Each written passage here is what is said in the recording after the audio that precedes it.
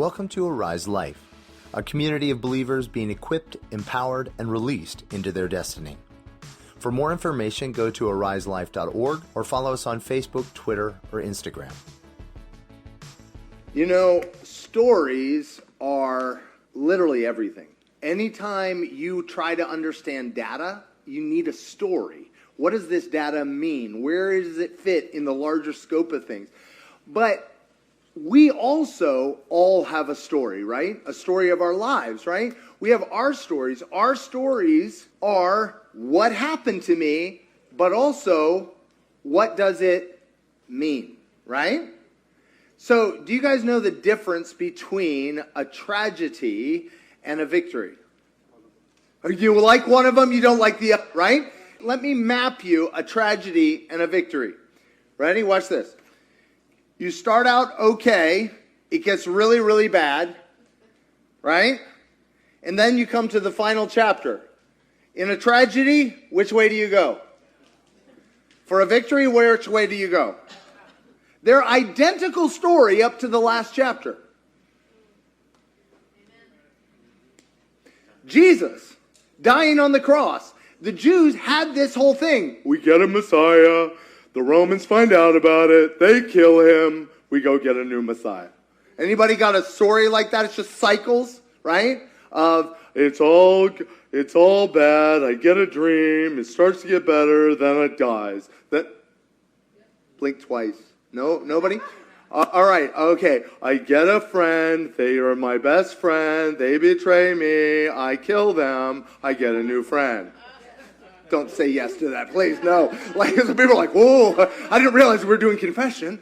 No, but whatever it is we have these cycles, and the story is I always. Anybody know what I'm talking about? Okay, this is where it's about to get real. I got to tell you, one of the things I love is I don't know any other body on the face of this earth where we all write the message together. I love this. I love this part of us. So here's my question. What are some cycles that we walk out? Some cycles. Rejection. So, rejection starts with, I'm all alone. I find someone. We're so close. They reject me. I will never love anybody again. I'm all alone. I find somebody, right? Anybody? Okay, people are like, all right, what else? What's another one? Self-improvement, all right. Good. 1 second. I'm going to write a few down and then we'll map them out. What's the other one? Abuse. What did I hear over here? Guilt. Okay. Overthinking. Oh, now we're getting real. Offense. Okay, I don't think we can handle more than this. We may never recover at the rate we're going. Okay, so we talked about rejection. Abuse, right? Abuse, right? I open myself up to someone, and what do? They hurt me, right? So what do? I hurt them, hide the body, right? No, right? I get rid of them some way, hopefully not illegally. Right? You're abused. So how about this, guys? Right? Well, let's just talk real, right? You're abused as a child. It usually manifests in one of two cycles. What's one cycle? Finding another abuser, right? This is what love looks like. And the other one? Becoming an abuser. Because the story tells me there's only two types of people. You're abused or you're abuser, right? So choose which one. By the way, you can always tell the devil's speaking because he gives you two options, die quick or die slow. Right? He's like, I don't care which one. Be an abuser, be abused, right? Self-improvement, right? Anybody, you're doing okay, and then you discover some horrible part of yourself, and then you decide you're going to fix it, and you like fix it, and you work really, really hard, and you get better, and then you discover you're still 40 yards behind. And there's another area where it doesn't matter how much you self-improve, you still have you. You're still you, right? You're like, I tried to get rid of me. It didn't work. I keep coming back, right? Guilt. Oh, how about a cycle of guilt? Oh, this is fun. So, all right, so I do something I know I shouldn't, and then I have the feeling of guilt. Now, what do I do after that point? Not me, you. Okay, not you, your neighbor. What do we do when we experience guilt? Hide in the closet. Right? Okay, what else? What? Avoid. Come on, what else? Overcompensate. Right? So let's go for avoid or hide in the closet, right? Because that totally deals with it, right? Anybody here, you felt guilt about something, so you just ignored it? It was kind of like some guys in my college, they played a practical joke on my neighbor. He was one of the messiest men on the planet. I know some of you think you live with him, but he's not here today. And his room was a disaster zone. His side of the room, it was just kind of a steady, growth up from over. You couldn't even find the bed halfway. So what they did is they went out and they caught a fish. And they put it in a shoebox and shoved it way up under his bed. He never found it. But let me tell you, he knew about it, right? Yeah.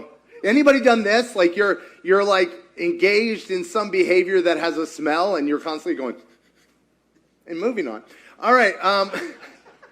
Right? No. And we're like, nobody knows. Right? Everybody knows, right? Avoidance just actually allows the thing to grow, right? So we got avoidance. What about, and then the other one is overcompensate. Yeah?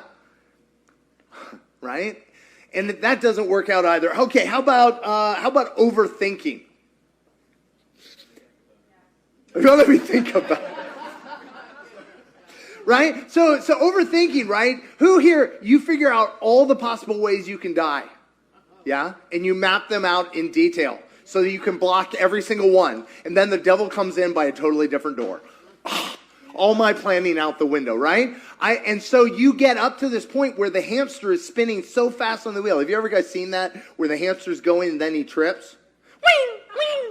Right? That's what overthinking does. You just get going so fast and all of a sudden, wah! And then, face planting on the wheel. And then you're like, fine, I'm not going to think about anything. How does that work? Until the wheel hits you one more time. Right? Because the life has a great way of hitting you one more time. Okay, offense. What does that look like? When I get offended, what do? Isolate? I offend somebody back. Oh, I offend someone back. What else? You guys be creative. Complain. Oh, I like triangulation, right? I'm offended at you, so I go talk to them. That's a fun one. What else? Get even. Sweep the leg. What? Gossip. Oh yeah. Come on. You guys sound like you know what you're talking about. This is great. I appreciate all the field work, right? When I'm offended, I do what? I push away, I reject, I attack. But anybody found that whatever you're offended about eventually falls back on you? Anybody done this? You screamed at somebody in traffic, and then you did the exact same thing. Right? No? Nobody? It cracks me up. The worst is, as parents, who here, before you had children, said, I know how to really parent. When I get a child, they'll turn out perfectly, not like these heathens.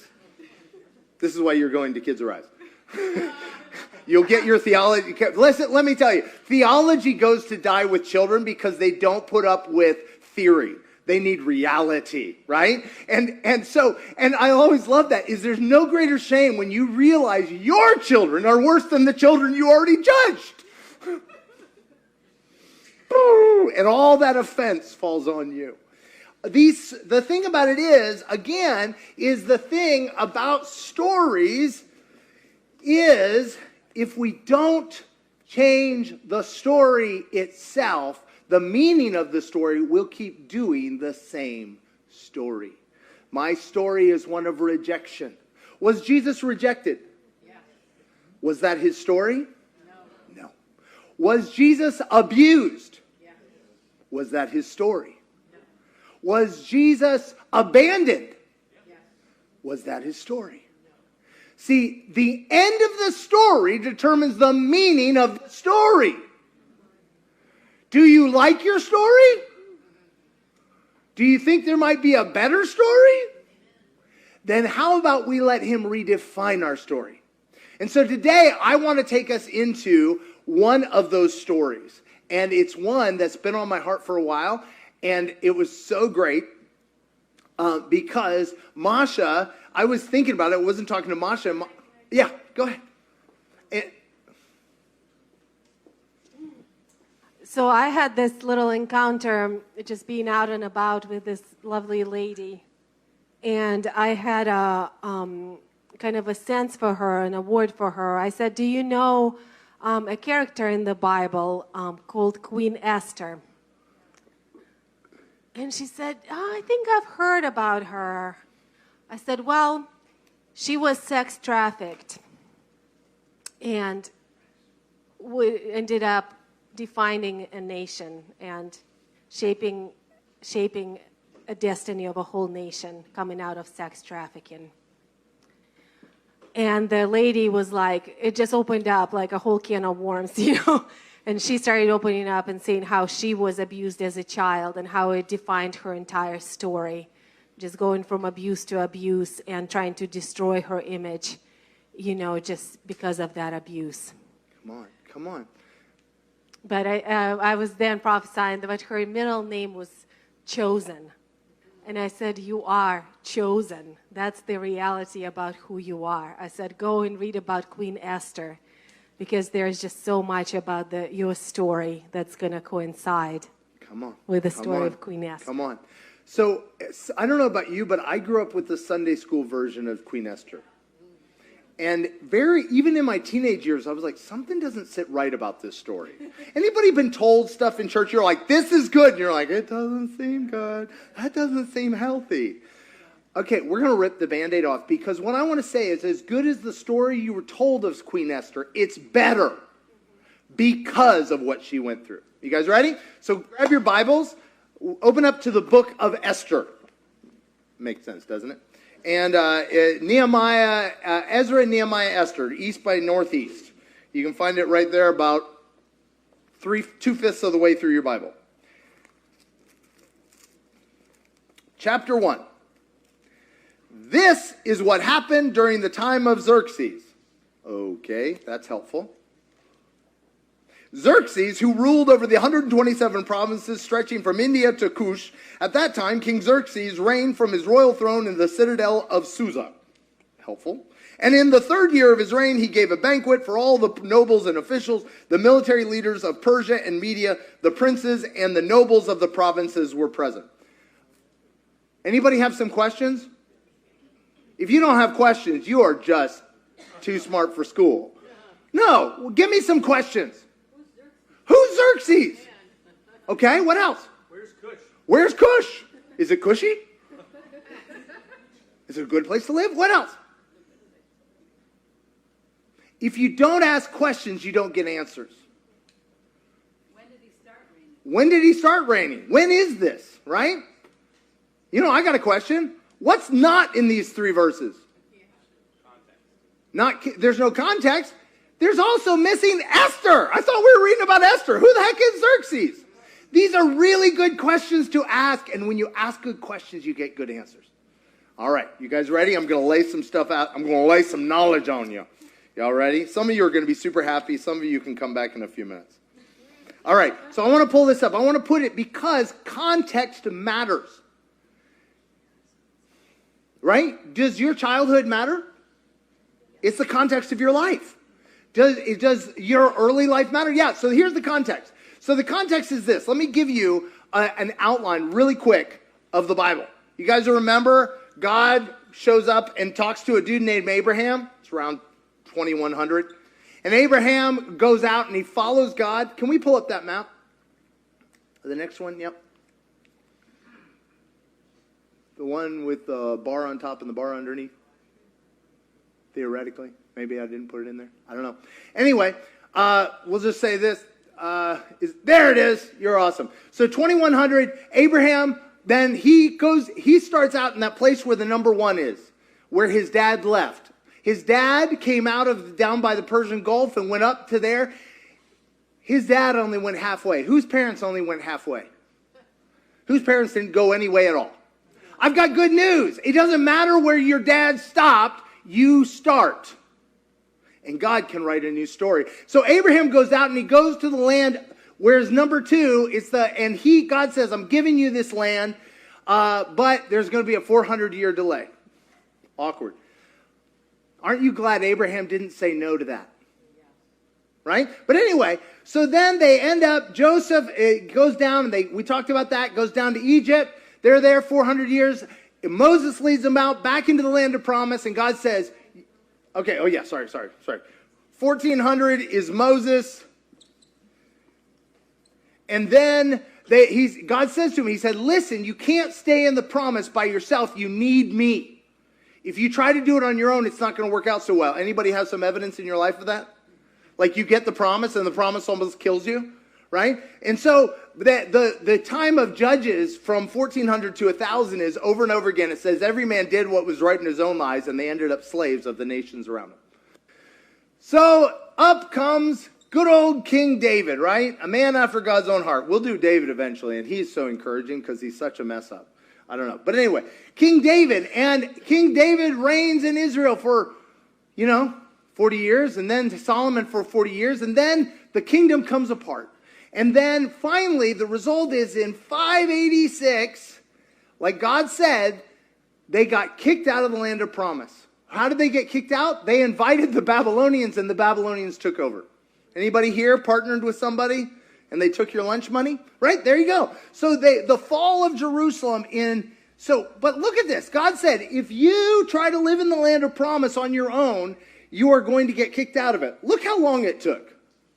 Aren't you glad that God is gracious and slow?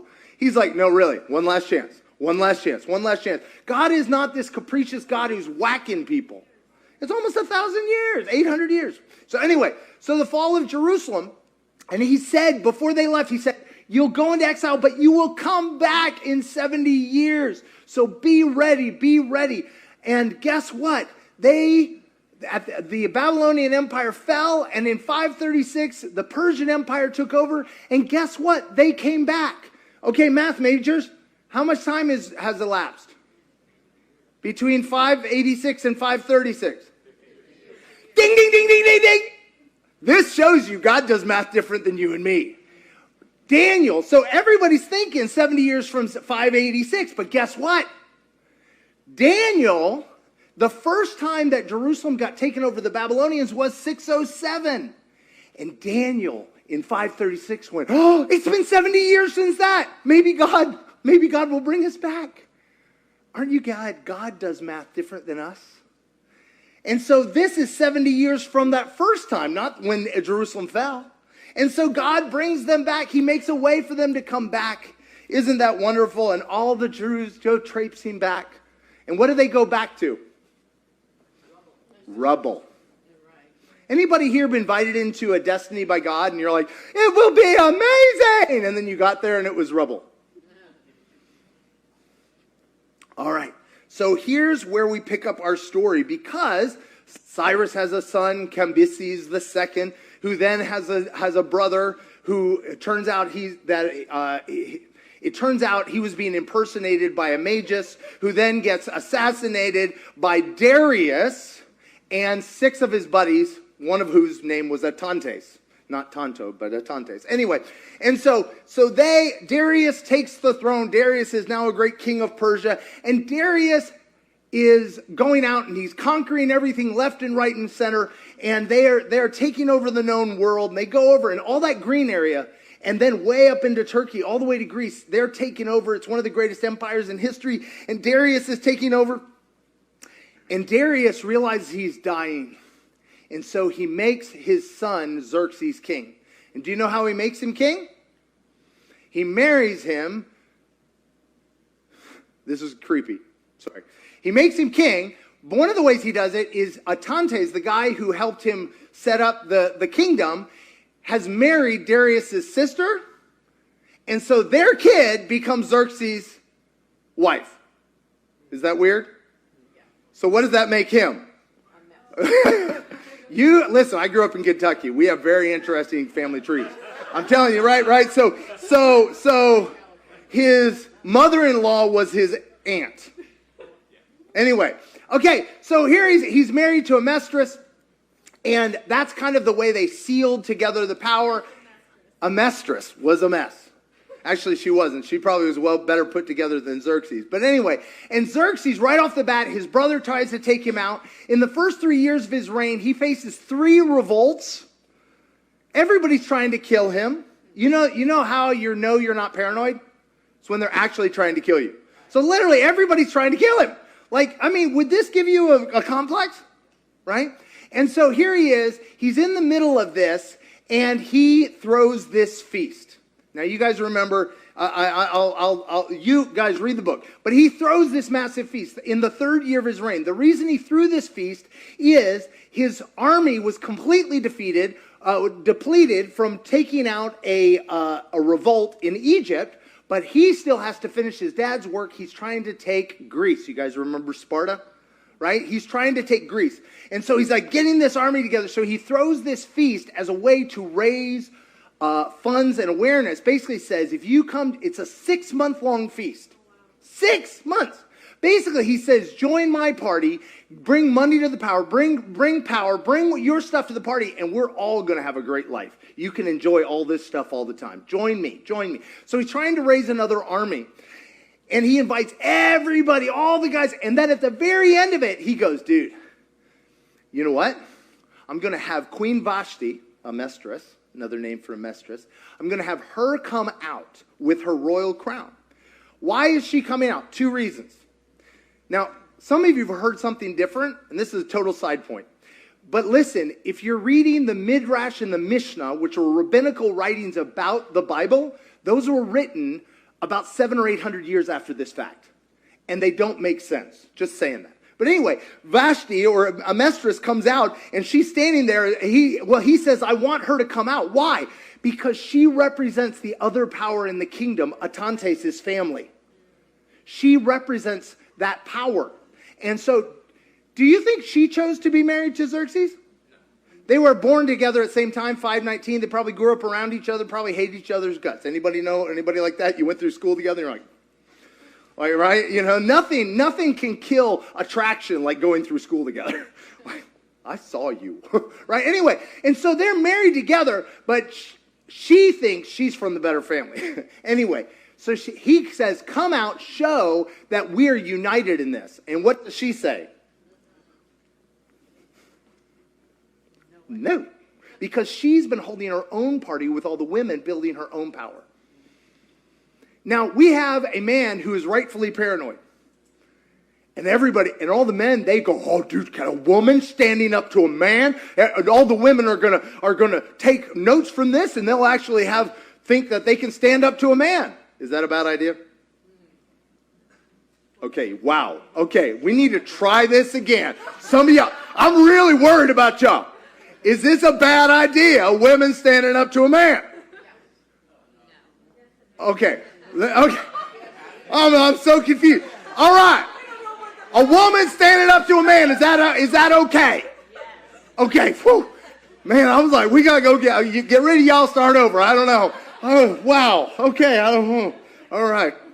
So, but no, I don't know. Here's the problem. We like to say things are black and white.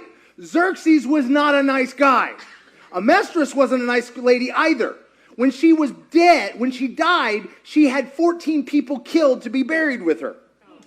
Think like Disney villainous. I mean, these are not nice people, okay? Can we just get that? This is not she is not a wilting flower.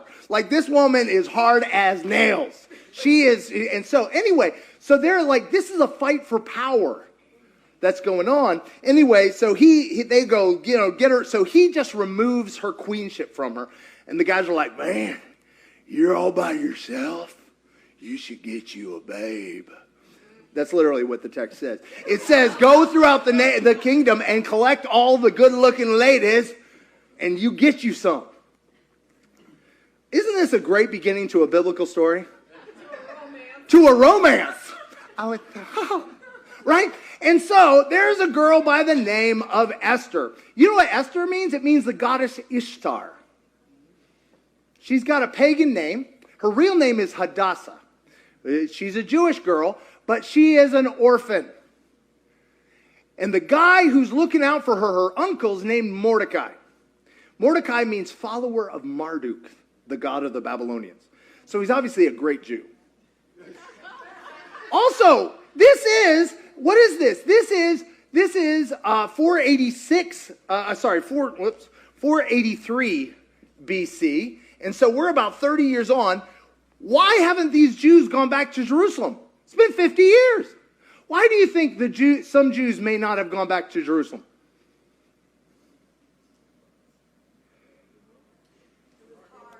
It was hard. They were comfortable. Cost too much. It was in shambles. I got a nice house. I don't even have an RV. Maybe if I had a trailer, right? But anyway, so here they are. They have not followed the call of God. They haven't gone back. Mordecai is follower of Marduk, and he calls his adopted daughter Ishtar. Anybody here feel like your whole life you've been called by a different name than who you are? And then it gets worse. I was never really good at raising girls. It says she was gathered up and taken to the palace. Let me just tell you this. They did not gather people against their will. How do I know that? Do you want somebody with murderous intent sleeping with the king? No! That's just stupid. You want volunteers.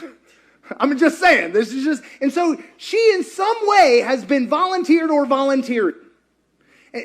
Anybody here, you did things because you didn't feel you had an option not to?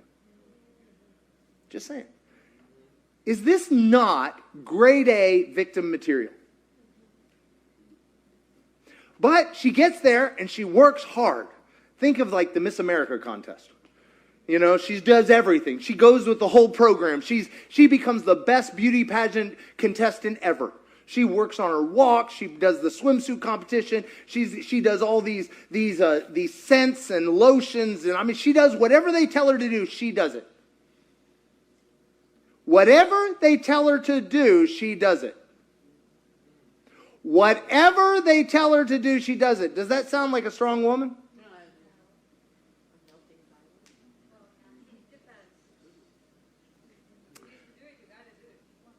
Well, but apparently she did what everybody else did, so they didn't have to do it. What I want to say is, every part of her story to this point is victim. Every part of her thing is just making the best of a bad situation. Powerlessness. And then there's old Mordecai. Mordecai, it says this thing, he sits out at the gate. And by the way, that doesn't mean he was a bum. That was literally where all the work of the day. By the way, this palace was 1.3 million square feet. You thought your bathroom was big. 1.3 million square feet. That's 10,000 normal-sized bedrooms. This thing is huge. For her, it was an upgrade. I'm sure in her mind there's a trade-off, right? Anybody here done the trade-off? So here she is. She's living the dream. She's committing to the role. She's going for the good. She's going for it. And what happens is she's in this process for 3 years, and the whole time her uncle's out at the gate. What that is that means he's a high-ranking merchant. This is where he does business with the palace. He's making bank. He's out there working while she's working. Saying that. Anyway, so here he is, and Haman is a guy. So Xerxes is trying to put together this power and money together, and he makes partnerships with everybody, including this guy Haman the Agagite, who Haman was wicked nasty. And anyway, but because he brought so much money to the king wants everybody to bow down to him. And so Haman goes walking out. Does Mordecai bow to him? Now here's where it gets funny. I always assumed there was a good reason for Mordecai not bowing. There's no good reason. It's not in the Bible. It's not even in the Mishnahs and the Midrash. There's no good reason. I think he just was like, Haman's a jerk. I ain't standing on, but I ain't bowing. This all starts from there. Anybody here, you're walking in the middle of mess because somebody else was a dingbat or a jerk? Man, if that doesn't make you feel powerless, it's like powerless on powerless on powerless. I'm like, so in the middle of this, here he goes, find out, like, in the middle of this, she wins the beauty pageant, and the prize is what? Not being the queen, but the prize is what? Xerxes. Whenever the heck he wants you. And let me tell you, we have copious information that he was in no way faithful to one. Does it sound like a prize? Anybody here, you paid the price and you got what you paid for and realized it wasn't worth it? You fantasized about how it would look, and it wasn't that at all.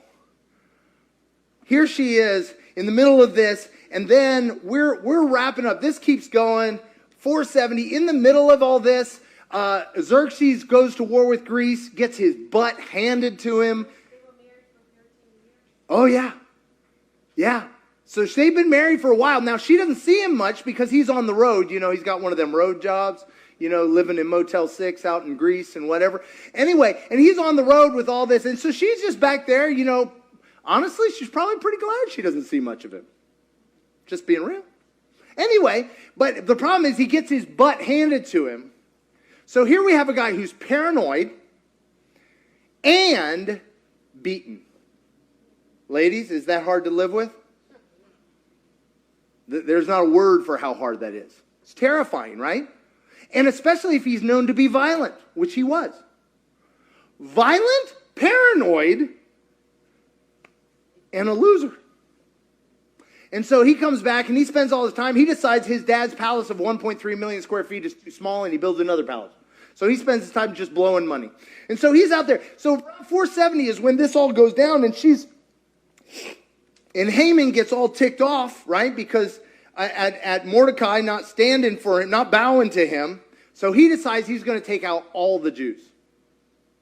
Now, there's a possibility that he comes from a group called the Amalekites that were at eternal war with the Israelites. That's the only Agag we know, but who knows? Anyway, he's super, super ticked because he's another small man. There's a lot of small men in this story. Anyway, and he goes and he says to him, he goes to the king and he says, King, I have found out about a group of people that is rising up against you. Now, what has he done already? By the way, since that, the first three, I think he put down 6 revolts total. And it was the Babylonians, often the time. The Babylonians were revolting. And he says, there's a group. And the king goes, okay. Oh, yeah, take him out. Whatever you got to do. Right? Feed a paranoid man. He does what you want. He takes him out. And Haman says, all right. I've done the math. And he came to him in the 13th day of the first month, and he said, I've done the math, I've gone to the soothsayers, and they say we should do this on the 13th day of Adar, the end of the year, right around March. And we should do it then. We should arrange this, that we kill everybody of this nation. Now, the king thinks it's the Babylonians, especially because they're doing it on the eve of Marduk, the chief god of the Babylonians, feast day. So it's like a huge political move. So, it sounds good. Do you guys remember somebody else named Marduk? Mordecai. He's purposely doing it on his birthday. He set it up to kill every Jew on Mordecai's birthday because it's not enough to take him out. I got to take everybody out. So we have Mordecai, somewhat powerful. Xerxes, quite powerful. Haman, quite powerful. And then we have Esther. Powerless. She has nothing. If there was a tragedy waiting to happen, this is it. And she gets word that Mordecai is has put on ashes and sackcloth. They've got 11 months till this happens. So he's out there kind of making signs out at the gate, like, and she sends somebody out and says, tell him to put on some clothes. He's making me look bad. Here's some nice clothes. And he goes, I won't. He said, because this is what's happening. And she goes, well, what can I do? Anybody ever said that? You see something horrible. You see something immoral. You see something wrong. What can I do? Is there any part of her life that has taught her anything else? No. Except how to work the system, I guess. So here she is.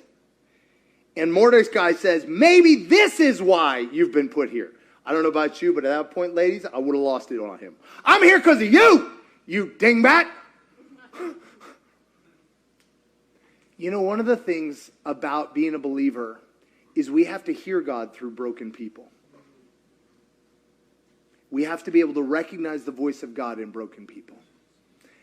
And she somehow recognized the voice of God. And if you could turn over to chapter 4, this is the big part.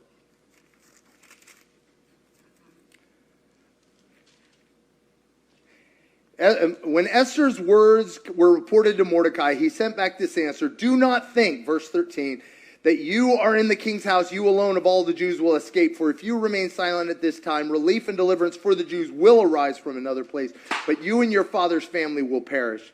And who knows? It sounds like he's saying, I will out you. And who knows but that you have come to your royal position for such a time as this. Is there any part of her story that feels like God up to this point? Is there any part of her story that doesn't look like use and abuse? Making the best of a bad situation. But listen to Esther. Then Esther sent this reply to Mordecai. Go gather together all the Jews who are in Susa and fast for me. Do not eat or drink for 3 days or night and a day, and I and my attendants will fast as you do. When this is done, I will go to the king, even though it's against the law, and if I perish, I perish. You know why you weren't allowed to enter the king's presence without his invite? Because people were trying to kill the guy. Sneaking up on a paranoid guy. This is not a good idea. She's going to do it. And he hasn't asked for me in about 6 months. But I'm coming. I'm coming. What happens? Do you guys remember the story of Joseph? Joseph said, my story is one of what? Sold into slavery. Falsely accused. Forgotten. Left alone. Right? But what does he say to his brothers when they come? What you intended for evil, God re-intended for good. This is the moment when all of her story that has just been one unmitigated tragedy can flip to being one of the greatest victories of all time. What if your entire life story is wrong? Because it's read through the lens of tragedy, suffering, and abuse, rather than what God can do with the broken pieces. See, God didn't intend what Mordecai did to Esther. He didn't intend what Xerxes did to Esther. He didn't intend what Haman was trying to do. But God is not powerless in moving through people who say yes to him. And so what is he, in the middle of this, there was a little weird thing, is Mordecai sitting out by the gate actually accidentally overhears a plot to kill the king. They stop the plot from happening. King never hears about it. Haman has 11 months to prepare for his happy day of destruction, right? He's going to kill every Jew, take all their stuff. And in that place, what does he do? In that place, he goes, in the middle of it, in the middle of the night, the king wakes up, can't sleep, and so he asks them to read to him from the annals, the history of the kings of the Medes and Persians. AKA, give me something so boring it will put me back to sleep. But they accidentally grab the part that tells about Mordecai having blocked the plot. Suddenly he sits up in bed. He goes, well, whatever happened to that dude? Nothing. Whoa. Right at this point, Haman comes in to tell him about the preparations to kill people. And he's so excited. And king goes, Haman, I heard about this dude. He did something great for me. I'd really like to do something for him. And what does Haman think? Yeah, that's him. Of course. You should give him you should give him a royal robe to wear, and everybody has to bow to him, and one of your greatest people will lead him in triumph through the city and tell out, this is what happens to people who serve the king. And Haman's like, Haman's been fantasizing about them. He just wrote him fantasy for Haman. It's all printed right there. Just insert. And he goes, oh, that's great. There's this guy Mordecai. You ever heard of him?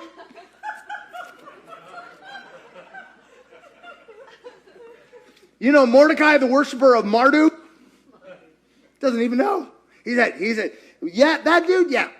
Do it for him. That's another picture I want to see in heaven. Just, this is what happens to people. Right? Anyway, so Haman's anger is going to 11. He goes home and he builds a 75-foot, we say gallows. It wasn't a gallows. It was a post, an impaling post, because their form of crucifixion, they put you on top of a spike and just let you bleed out and be eaten by the crows. So he builds a 75-foot spike, puts Mordecai's name on the bottom, draws a little picture, stick figure, all that stuff. He's just fantasizing. And there's Esther, powerless little Esther. What can she do? You know what? By herself, nothing, but partnering with God, everything. Because God is moving even when you don't know it. God was moving the king in the night. God was moving. He's even moving in really messed up, screwed up people. If you think you're all he's got to deal with, you guys remember Elijah? God's like, why are you depressed? I'm the only one. And God's like, I got 7,000 idiots like you. I'm okay. Right? You're not alone. But this lie, I am alone, it's all up to me, and I'm helpless and I'm powerless. When you believe that, nothing's going to happen.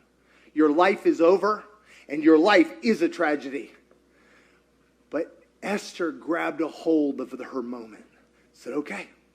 If I die, I die. And she walks in, so she goes and she says to the king, goes to the king and said, could you and Haman come to a feast? That's a great strategy, I think. A party. He likes parties. We know that, right? Party. He's a party guy. I'm going to throw you a good party, get him in a good mood.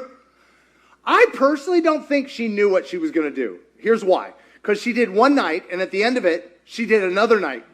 I think she was trying to figure out the plan and gain courage. Anybody here? You'll only do it if you have the whole plan?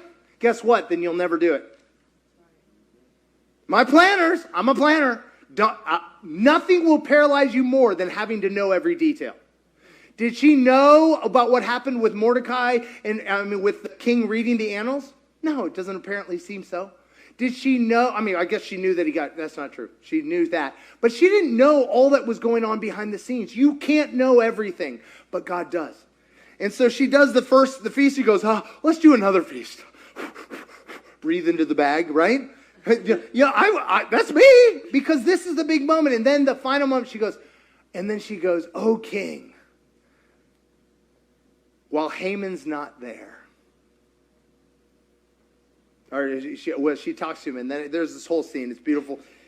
Goes into it, but the end result is she tells the king what's going on. Haman flips out, grabs her. She screams like she's being attacked.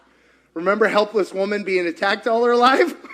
Finally uses it for good purpose. Off of me, Haman! He's like, don't let me die. And she suddenly becomes the most powerful person in the entire world.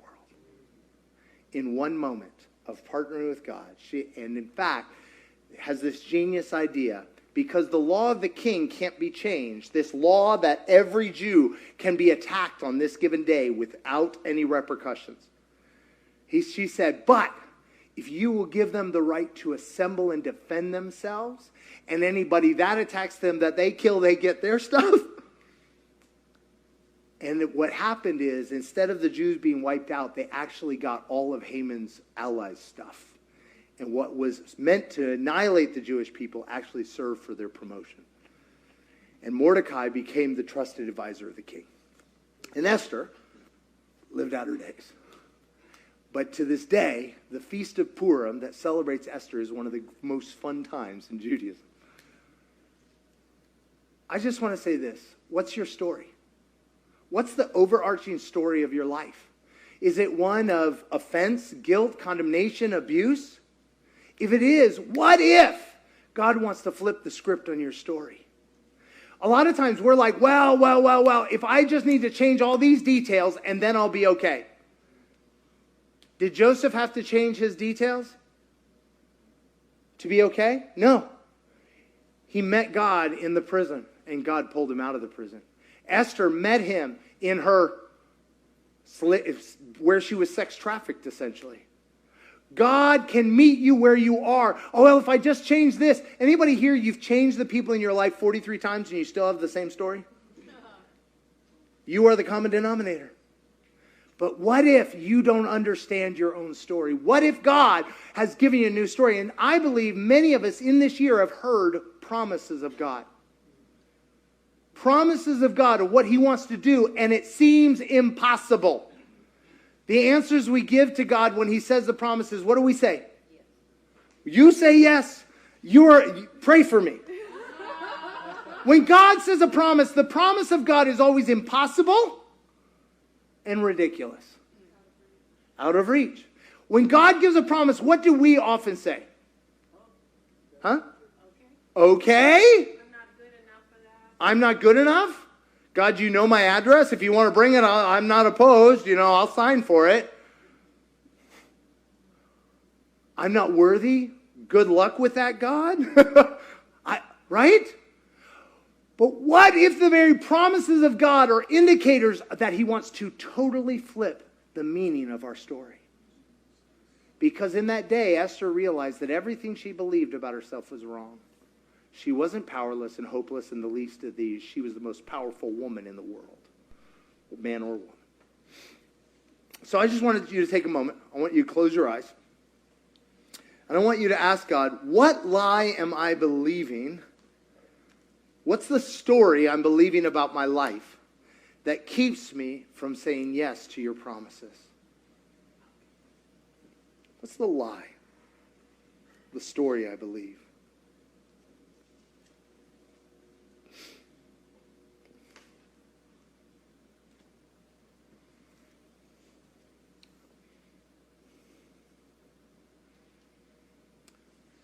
The second question I want you to ask is this.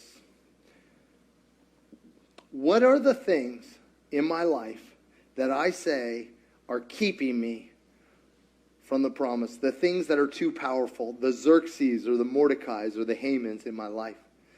That I say, I can't say yes to you. I can't agree with your promises because of these.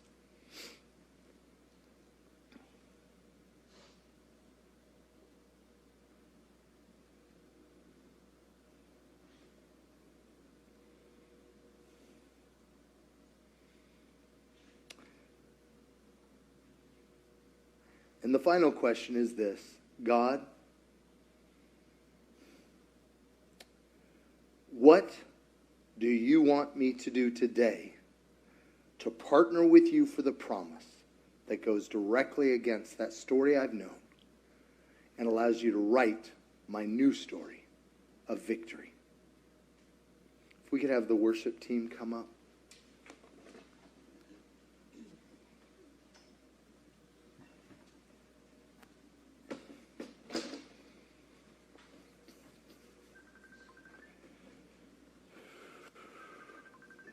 Father, I ask that you would give us courage to believe in you, to believe that you are true, to believe that you're calling.